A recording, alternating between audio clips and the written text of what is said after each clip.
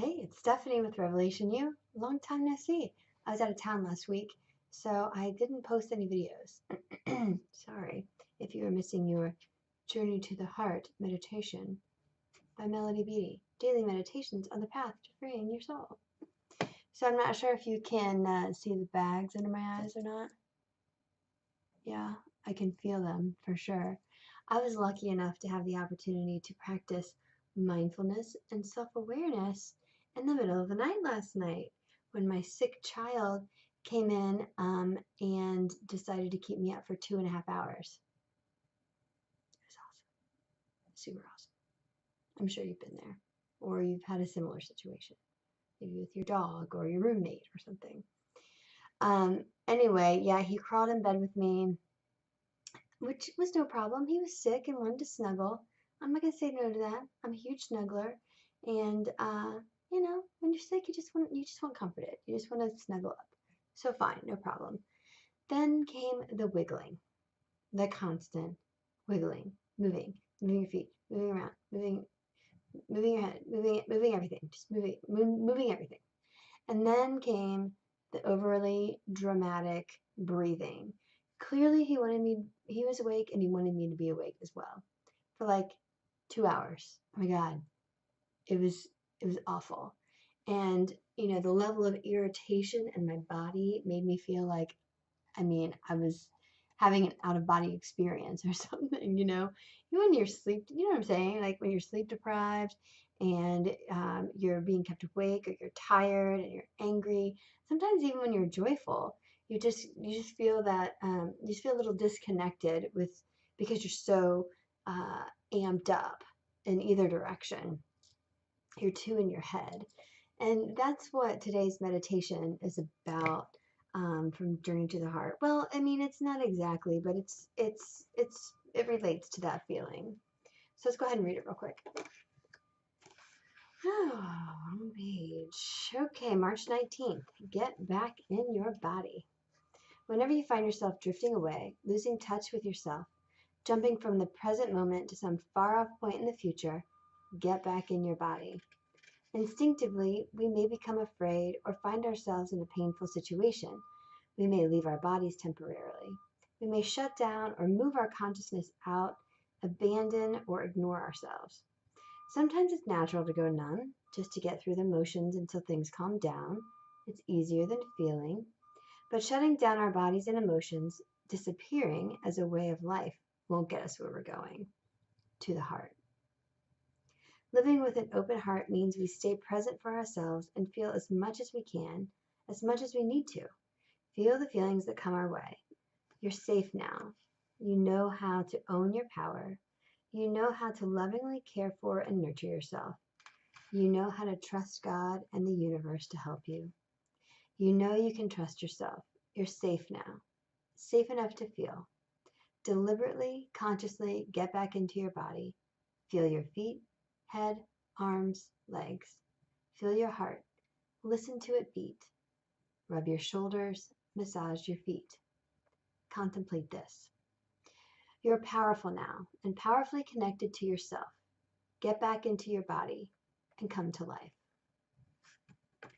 See, this didn't, relate exactly 100% to my situation yesterday, but it relates in the fact that we all lose that connection with ourselves, whether it's for a second or whether it's for a longer period of time, when maybe you were, just going through the motions every day and you have like a low-lying depression about not being happy in your job or in your relationship, or you're not feeling fulfilled in some way and you're not sure why, and you're just a little bit disconnected from your body. But it could also be when you're really amped up, whether you're really joyful and feeling in a state of like feeling manic, where you're just so excited and you're happy to be there, and you're just not very grounded, and you kind of need to come back down just a little bit, or when you're so frustrated or tired or angry or irritated that you just kind of, lose a little bit of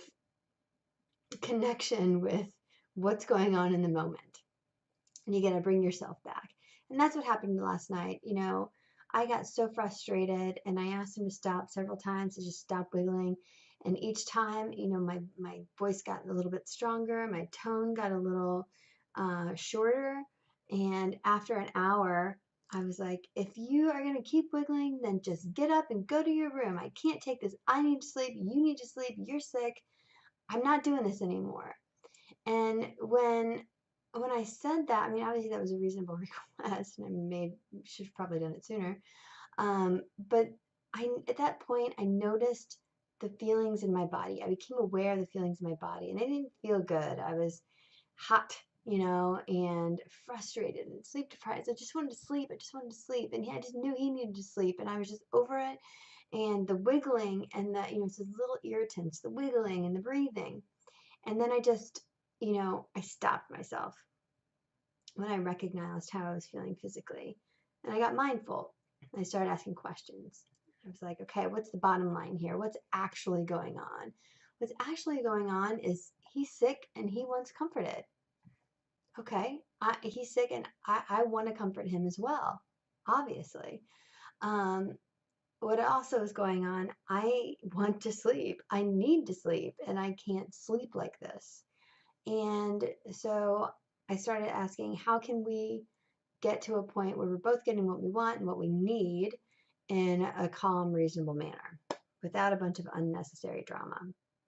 So I told him one last time, calmly, listen, you can stay here, it's cool, but if you wiggle again, you gotta go. You gotta go. I can't do this. We both need sleep, and you're gonna need to calm down. So then I put a pillow over my head so I didn't have to listen to the drama breathe, whatever that was. And I did what I could to calm myself down. And finally, eventually, we went to sleep. Now I know some of you are saying, why did you let him stay that long? 2.5 hours? Seriously, I would have kicked him out a long time ago. Or why was he in your bed anyway? And hindsight was 2020. Obviously, I didn't think it was going to go on that long. And we all have our different family dynamics. So blah, blah, blah, whatever. You do you. I do me. Whatever. We all have situations like this where we may have done it differently looking back. Nevertheless, I wanted to share a real life example of mindfulness and awareness in action. I felt myself drifting out of my body, caught myself, got back to center, and got things back on track without making a huge, messy situation where we were both in tears. So I know you've had this situation. I know you can relate. Tell me about yours, whether it was, a short period of time or a long period of time where you recognized things were happening and just had to get yourself back together.